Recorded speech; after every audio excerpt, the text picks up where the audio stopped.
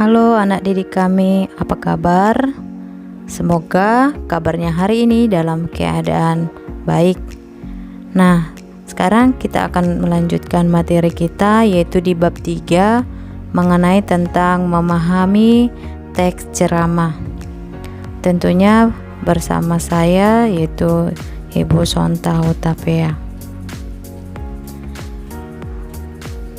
Mungkin di antara kalian sudah sering mendengarkan dengan kata ceramah. Adapun pengertiannya adalah teks yang memuat paparan lisan yang disampaikan di hadapan khalayak ataupun pendengar mengenai suatu hal atau suatu pengetahuan untuk mempengaruhi tindakan atau sikap dari mereka. Nah, jenis dari ceramah ini kita tahu yang pertama ada pidato. Pidato yaitu pembicaraan di depan umum yang cenderung bersifat persuasif, yakni berisi ajakan ataupun dorongan kepada khalayak untuk berbuat sesuatu. Dan jenis yang kedua yaitu khotbah, adalah pembicaraan di depan umum yang berisi penyampaian pengetahuan, keagamaan atau praktik ibadah dan ajakan untuk memperkuat keimanan.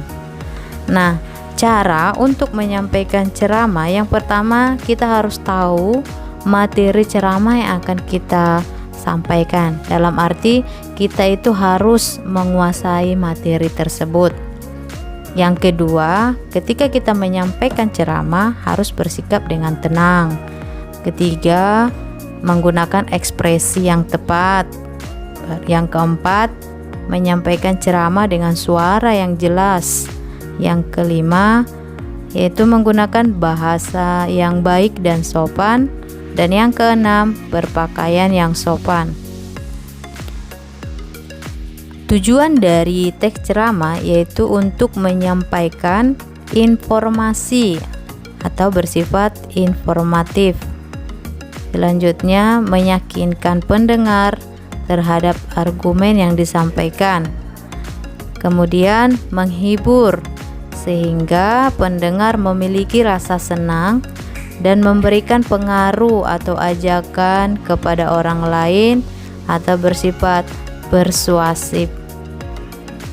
Struktur dari teks ceramah, yang pertama pendahuluan, yaitu pembuka, dan biasanya ini adanya salam pembuka, ucapan penghormatan, ucapan syukur, pengantar pembicaraan, dan biasanya mengarah pada topik atau menyebutkan topik.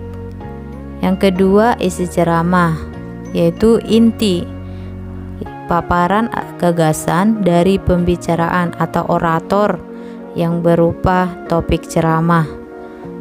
Gagasan diuraikan secara terperinci, kronologis, atau sesuai dengan kepentingan atau topik ke subtopik. Dan yang ketiga, penutup, yaitu berupa kesimpulan, apologi atau permintaan maaf, dan salam penutup.